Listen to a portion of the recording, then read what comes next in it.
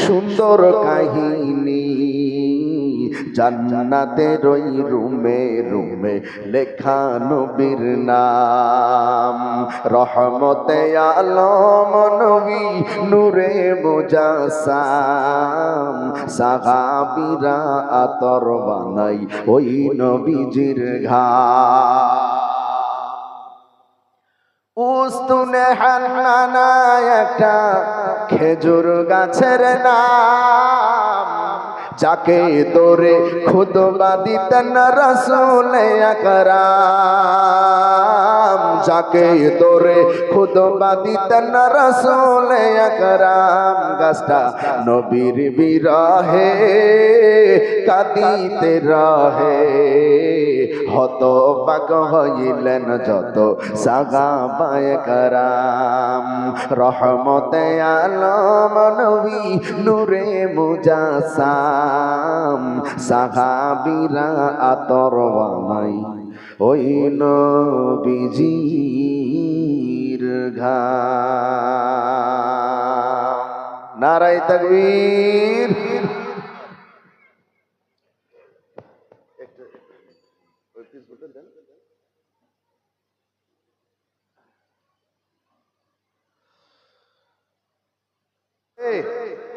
আওয়াজ দেন আছে তাহলে একটা তাকবীর দিতে হবে তাকবীরের আওয়াজে বুঝবো নারায়ে তাকবীর নারায়ে তাকবীর মাশাআল্লাহ মনোযোগ দিবেন আসেন আমরা সরাসরি কোরআনের মধ্যে ঢুকি আল্লাহ কোরআনের মধ্যে কি ওয়াজ করেছেন কি দামি দামি কি সুন্দর ওয়াজ করেছেন এই ওয়াজগুলো এখন জানবো আল্লাহ সুবহানাহু ওয়া তাআলার মহা গ্রন্থ আল কোরআন তেলাওয়াত করেন কোরআন পড়েন কোরআন স্টাডি করেন দেখেন একখানা আয়াত আল্লাহ তাআলা দিয়েছেন কি আয়াত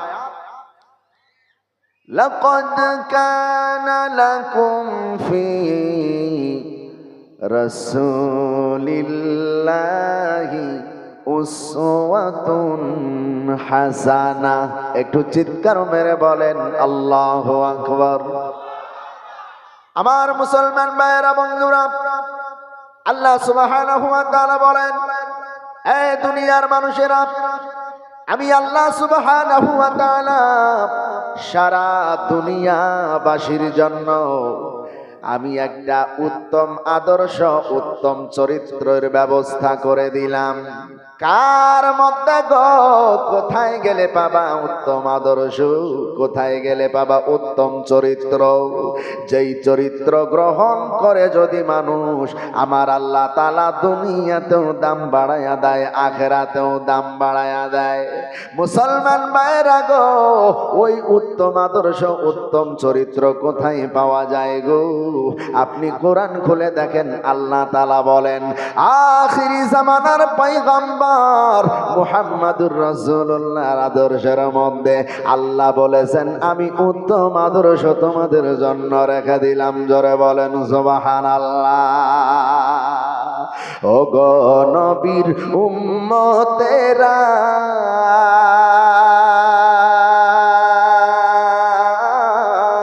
হয়ে আজি দিশেহারা কোরআন হাদিস রে চলো যখন জাগা চাই মনে নবী বিনে কে তরাবে পুলসিরাত মিজানে নবী বিনে কে তরাবে পুলসিরাত মিজানে এমন এতিম নবী আমার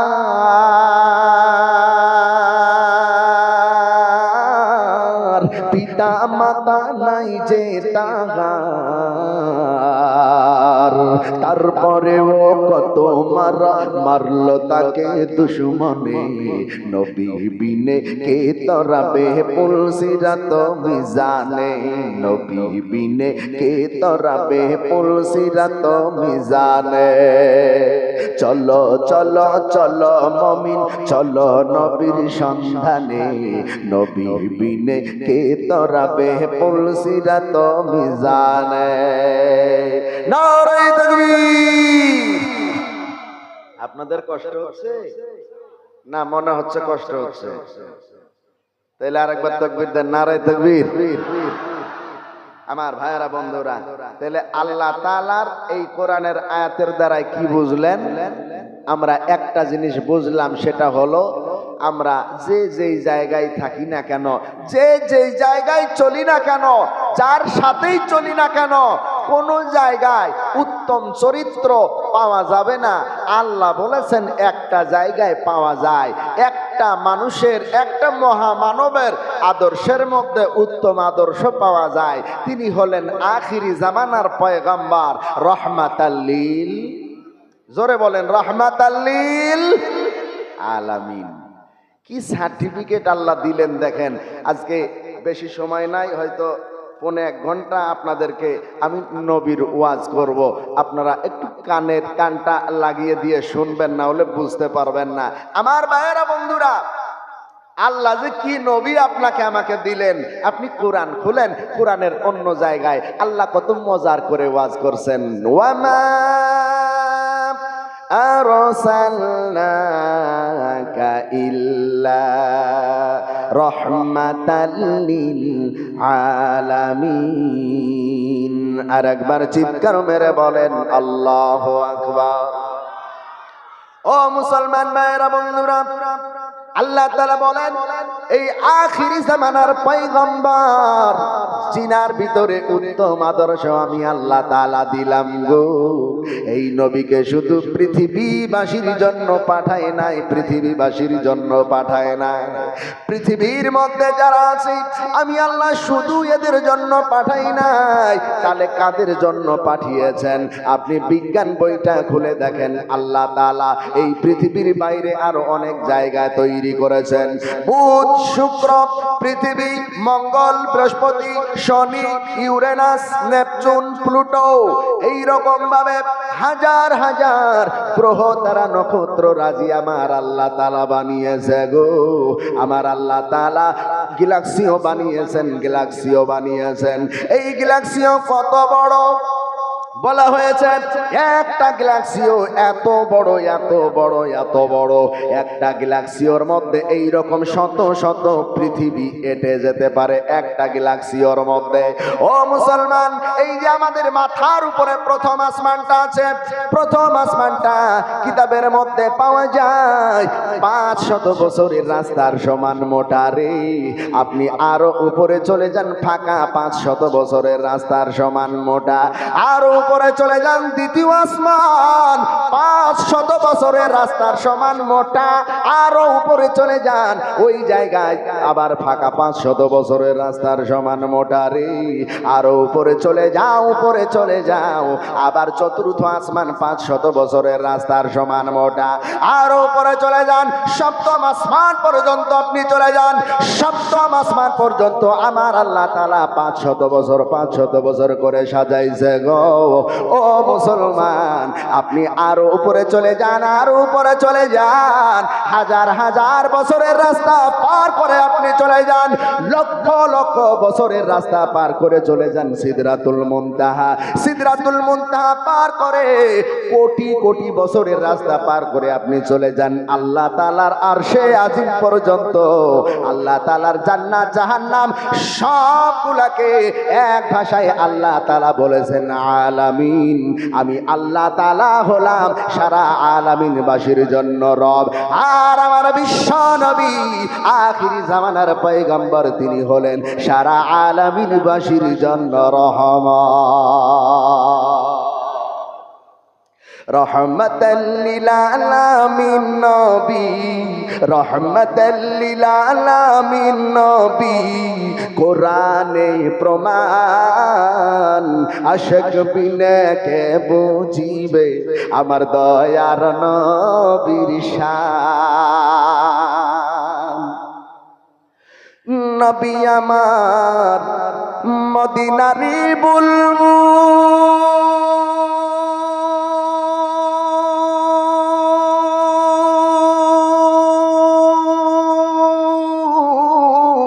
আমার আল্লাহ ভালোবেসে নামটি দিলেন হাবিবে রাসূল। সেই নবীকে ভুল বুঝিলে, সেই নবীজির সুন্নত না মানিলে থাকবে না ঈমান। আশিক বিনে কে বুঝিবে আমার দয়ার নবীর শান। ও ভাইয়ের, আপনাদের খারাপ লাগে? আসেন ভাইয়ের আমার, এই অল্প সময়ে আপনাকে নবীর দাম শোনাবো। আজকে আমার যুব সমাজ আমার নবীরে চিনতে পারে নাই, চিনতে পারছে আপনাদের মেদিনীপুরের দেবকে। আমার মুসলমান সমাজ সিনেমার নায়ক নায়িকাদেরকে চিনতে পারে, ক্রিকেট খেলোয়াড়দেরকে চিনতে পারে। ও মুসলমান, যারা নাটক করে এদেরকে চিনতে পারে রে। এদেরকে মানুষ আইডিয়াল মনে করে, কিন্তু তারা জানে না আমার আল্লাহ তাআলা তাদের জন্য আলাদা একটা আইডিয়াল বানিয়েছে। ও মুসলমান, ও মুসলমান, শুনে নাও, শুনে নাও রে। তুমি তো আমার নবীর দাম জানো না, তুমি দাম জানো সিনেমার নায়ক নায়িকাদের। কোটি কোটি টাকা ইনকাম করতেছে, তাই তুমি মনে করতেছো সম্মান হয়তো তার বেশি গো। ও মুসলমান, তুমি তো জানো না তোমার নবীর কেমন দাম আল্লাহ তাআলা দিয়েছে। ও মুসলমান, আমার আল্লাহ তাআলা দুনিয়ার জমিনে 1,00,000 মতান্তরে 2,24,000 পয়গম্বর নবী রাসূল বানিয়েছে গো। এই 1,24,000 2,24,000 পয়গম্বরের ভিতরে আমার আল্লাহ তাআলা কিছু নবীকে আল্লাহ রসুলও বানিয়েছেন। আচ্ছা, এখানে যারা আছেন একজনও যদি বলতে পারেন আমি পুরস্কার দিব আপনাদেরকে, দেখি। এই যে আমার কাছে ইরানের তসবিহ আছে, ইরানের তসবিহ আজকে দিয়ে চলে যাব। বলেন 2,24,000 পয়গম্বরের ভিতরে আমার আল্লাহ রসুল কতজনকে বানিয়েছেন? একজন বলতে পারলে আমি দিয়ে দেব। দেখি কোন মায়ের বেটা আছেন। ইরানের তসবিহ আমি দিয়ে দেব, বলেন। হ্যাঁ, তাইলে মুসলমান সিনেমার নায়ক নায়িকার দাম জানবে না তো থোড়ি আমার নবীর দাম জানবে?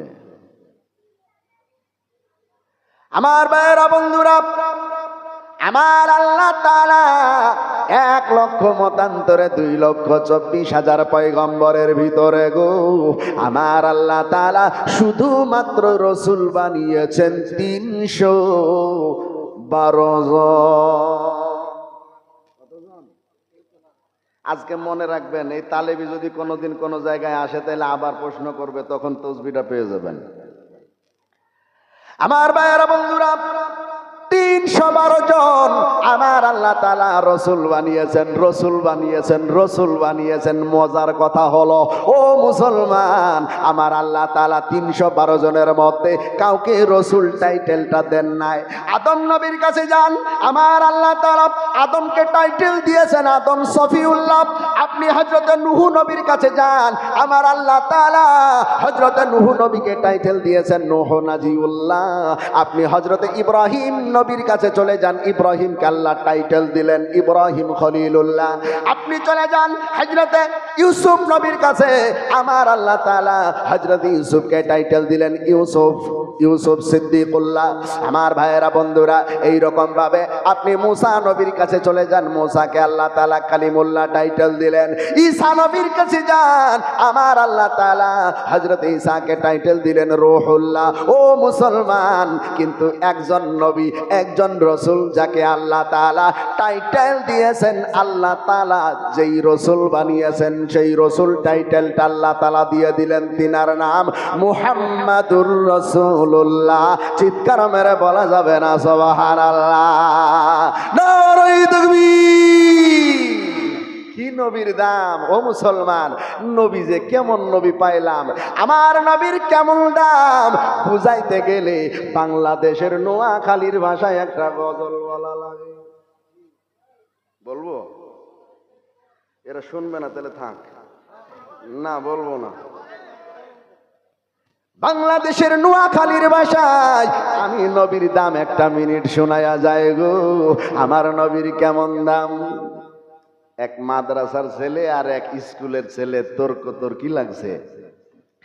ঘটনা কি? স্কুলের ছেলে বলে মাদ্রাসার ছেলেকে, এ পাঞ্জাবি টুপি পরছিস, এ ভিখারির মতো লাগছে, কোত্থেকে পেয়েছিস? মাদ্রাসার ছেলে বলে, এই খুব সাবধানে কথা বলবি, এটা আমার নবীর আদর্শ। জোরে বলেন, কার আদর্শ? নবীর আদর্শ। সাবধানে কথা বলবে, এটা নবীর আদর্শ। এখন তো বিজ্ঞান, মানুষ তো বিজ্ঞান পছন্দ করে, মানুষ তো স্মার্ট পছন্দ করে। এই মুসলমান, আমার নবী কম স্মার্ট না, আমার নবী কম বড় বিজ্ঞানী না। জোরে বলবেন না সুবহানাল্লাহ। এজন্য আমি বলতে চাই, বাংলাদেশের নোয়াখালীর ভাষায় আপনাদেরকে নবীর দাম শোনাই। বিজ্ঞানীদের বিজ্ঞানী আঙ্গ নবীজি, বিজ্ঞানীদের বিজ্ঞানী আঙ্গ নবীজি। এমন উক্কা মায়ার নবী, এমন উক্কা মায়ার নবী, টুগায় হাইবানি। বিজ্ঞানীদের বিজ্ঞানী আঙ্গ নবীজি। জোরে বলেন সুবহানাল্লাহ। আরে আবু বকর সিদ্দিক, আবু বকর সিদ্দিক হাফে কামড়াইছে, হাফে কামড়াইছে, বুঝছেন? কথা বলে না।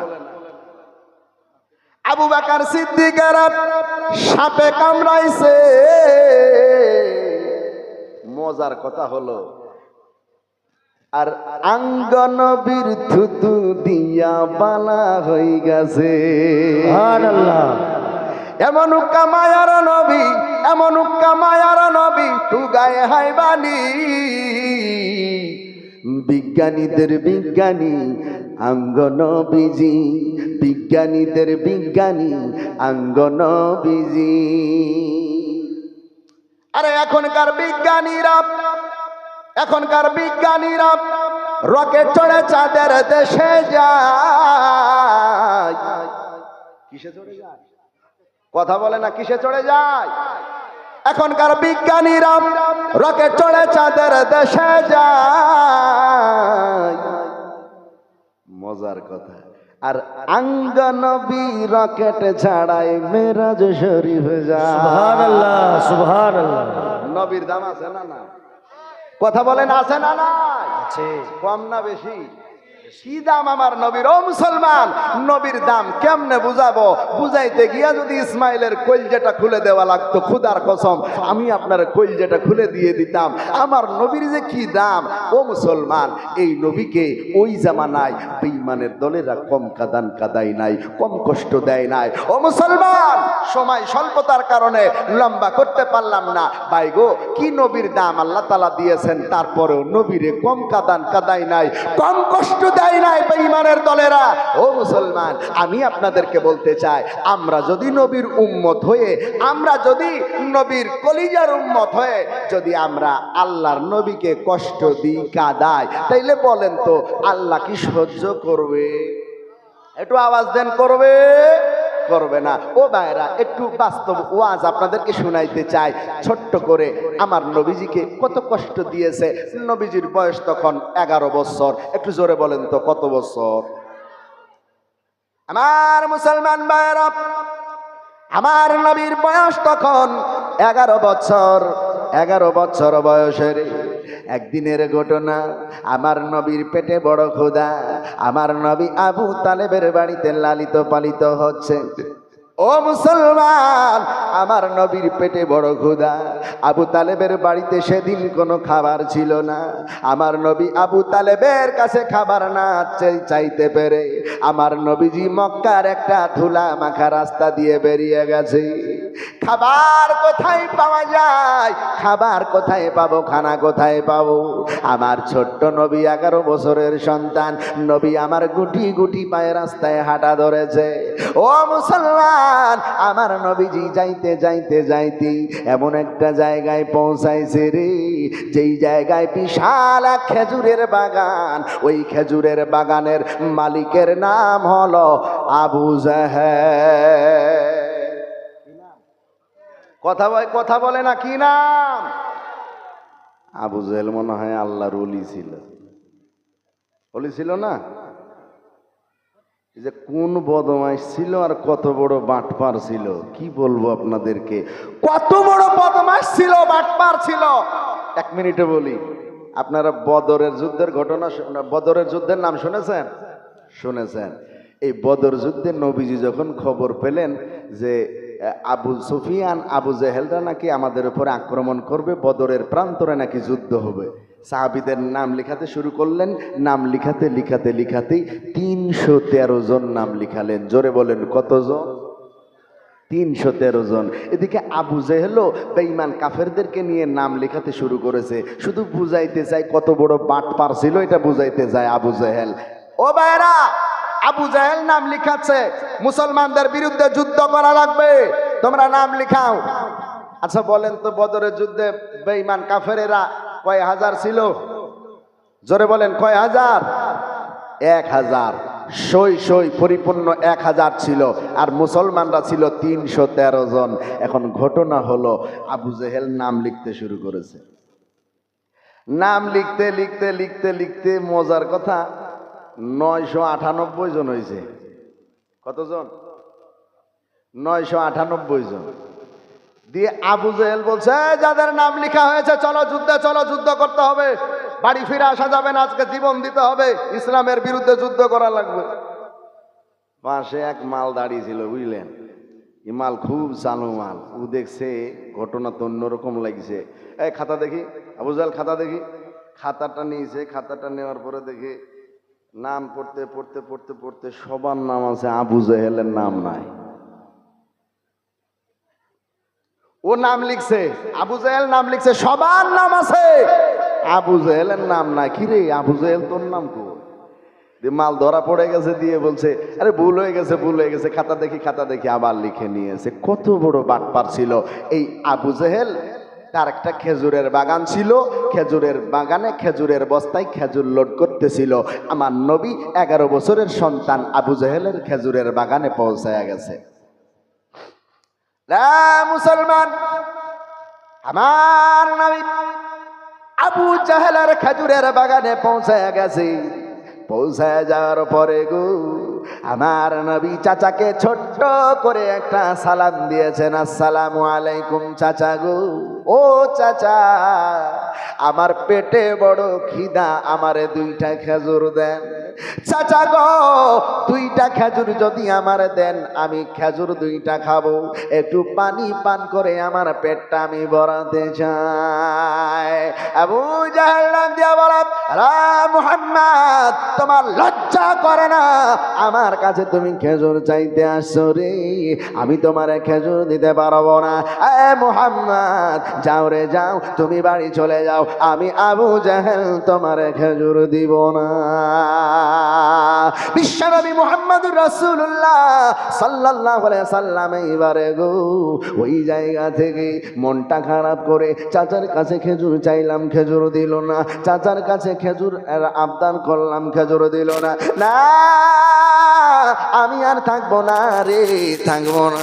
আবু জেহেলের কাছ থেকে আমার নবী গুটি গুটি পায়ে বাড়ির দিকে রওনা দিয়েছে।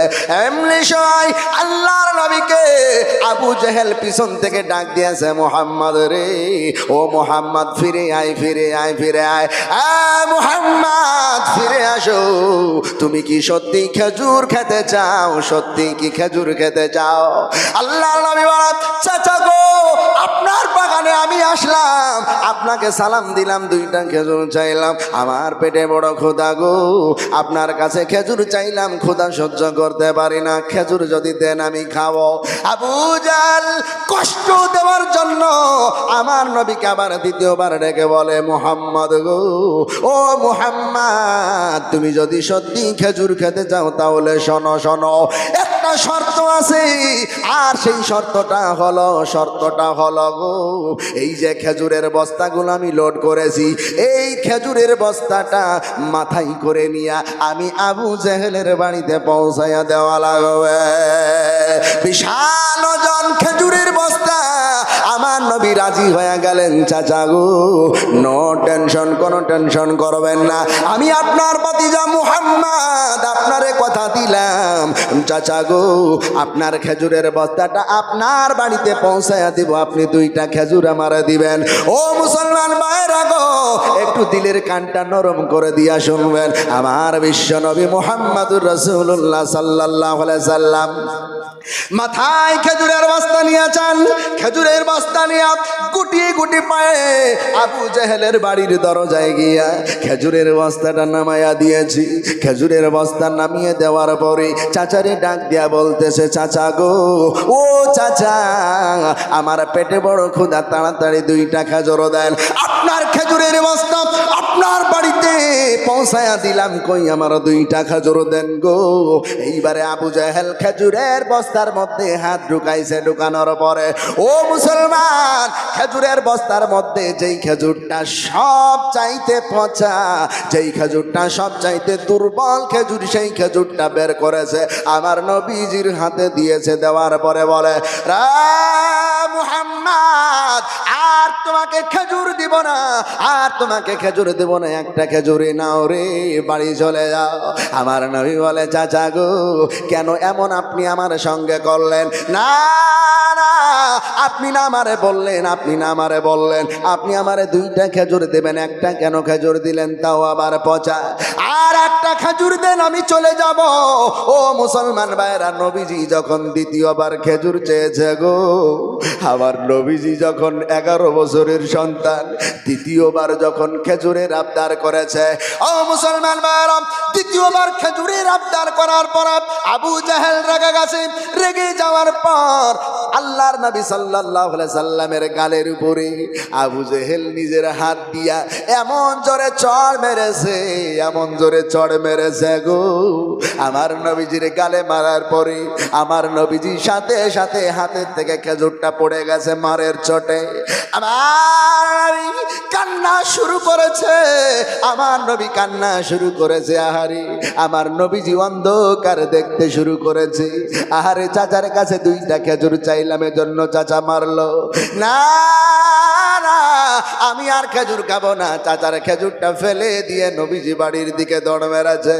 আমার নবীজি সহ্য করতে পারে না, এমন জোরে চড় মেরেছে, মাথা ঘুরতেছে।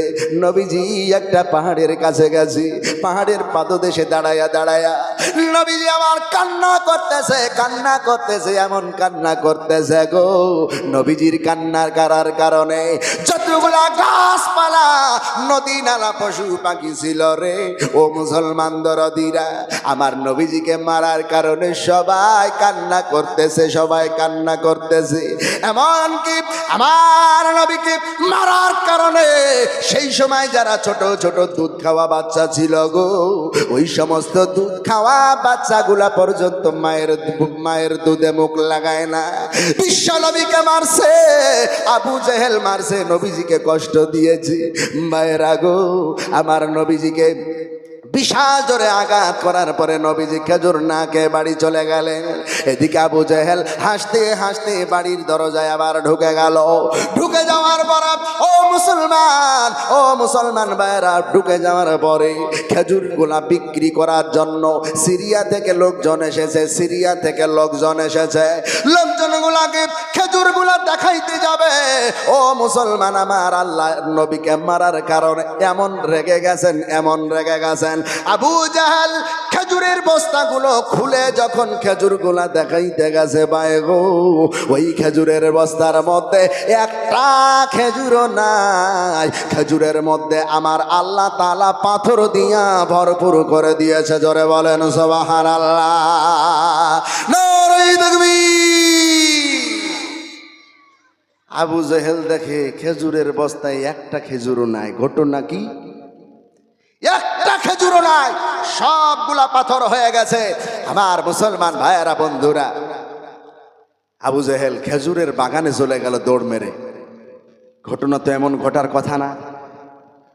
খেজুরের বাগানে চলে গেছেন, যাওয়ার পরে ওখানে গিয়ে দেখতেছেন খেজুরের বাগানেও একটা গাছেও খেজুর ধরে নাই। সবগুলা যতগুলা ধরা খেজুর ছিল সবগুলা আমার আল্লাহ তাআলা পাথর বানিয়ে দিয়েছেন। আরো জোরে বলবেন না সুবহানাল্লাহ। আমার ভাইয়েরা বন্ধুরা, কি নবী আমরা পেয়েছি, এই নবীর দাম আমরা বুঝলাম না। ও মুসলমান, আজকে শিপুলান পিপুলান, আচ্ছা পিপুলান এই গ্রামে যে মাদ্রাসাটা হয়েছে, এই মাদ্রাসাটায়, আচ্ছা আপনারা একটু আওয়াজ দেন তো, দরকার আছে না নাই? এটা কথা বলেন, আছে না নাই? কেন আছে এটা শুনে নেন। আল্লাহ কোরআনে ওয়াজ করেছেন, আর রহমান আল্লামাল কুরআন খালাকাল ইনসানা আল্লামাহুল বায়ান।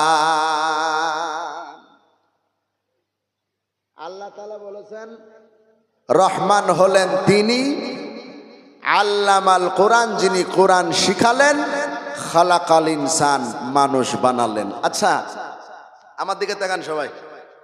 আচ্ছা বলেন তো, সৃষ্টি আগে নাকি শিক্ষা আগে? কথা বলে না। আপনারা বললেন সৃষ্টি আগে, কিন্তু আল্লাহ বলছেন শিক্ষা আগে। হুজুর এটা কেমন করে একটু বুঝাই দেন তো। আল্লাহ কি কোরআনে বলছে? হ্যাঁ, সূরা রহমান খুলেন, আল্লাহ তাআলা বলছেন আর রহমান আল্লামাল কোরআন খালাকাল ইনসান। আল্লাহ তাআলা বলছেন রহমান হলেন তিনি, আল্লামাল কোরআন যিনি কোরআন শিখালেন, খালাকাল ইনসান তারপরে মানুষ বানালেন। আচ্ছা যদি আগে সৃষ্টি হতো তাইলে আল্লাহ এমনটা বলতেন আর রহমান খালাকাল ইনসান তারপরে আল্লামাল কোরআন। আল্লাহ এমনটা বলেন নাই। আল্লাহ বলেছেন আর রহমান আল্লামাল কোরআন, কোরআন শিক্ষা দিলাম, খালাকাল ইনসান মানুষ বানালাম। জোরে বলবেন না সুবহানাল্লাহ। আমার ভাইয়ের, আমরা তো এখন কোরআন পড়তেও আমাদের ভালো লাগে না, কোরআন আমাদের মানতেও ভালো লাগে না, জানতেও ভালো লাগে না, এমনকি শুনতেও ভালো লাগে না। যে যত বড় কিস্সা ধরতে পারবে, কাহিনী ধরতে পারবে, সেই তত বড় বক্তা। আছে না নাই? কথা বলেন, আছে না নাই?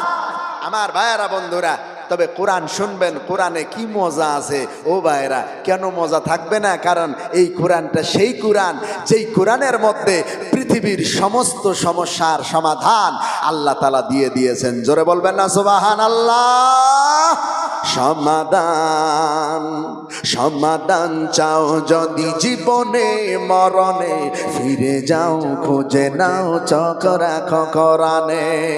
সমাধান তবেই পাবে সুখ শান্তির ঠিকানা, তবেই পাবে সুখ শান্তির ঠিকানা, যদি তা মেনে নাও, যদি তা মেনে নাও মনে প্রাণে।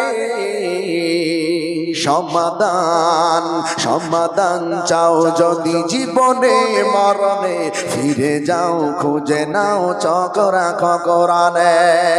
নারে তাকবীর।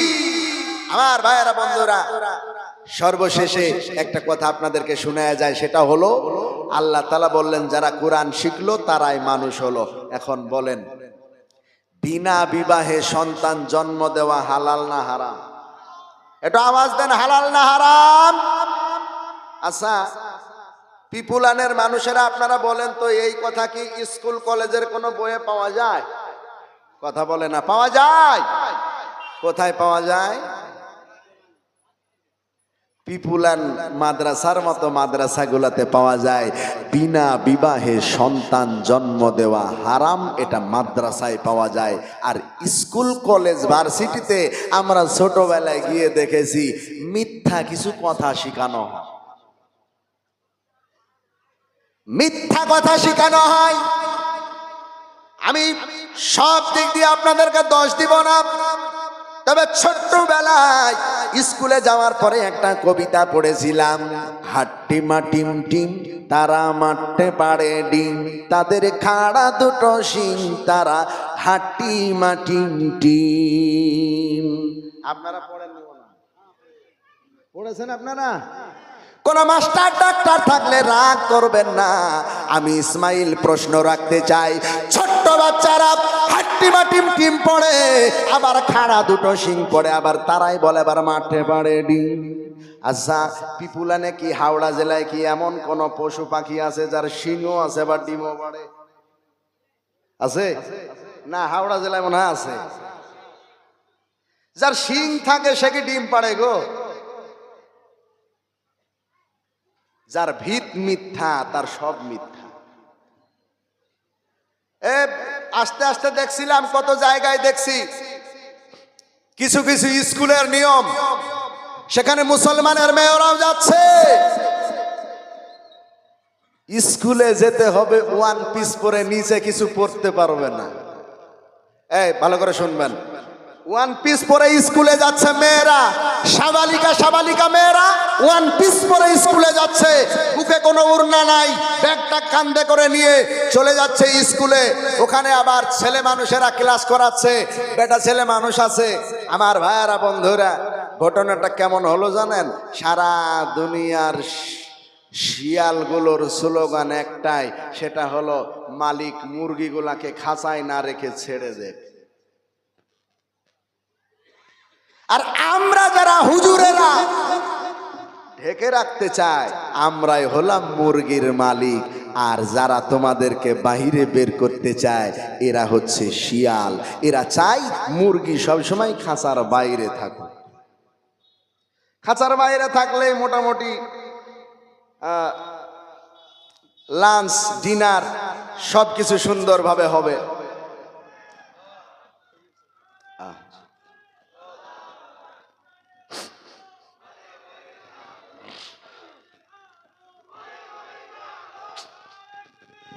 আল্লাহু আকবার, আল্লাহু আকবার, আল্লাহু আকবার।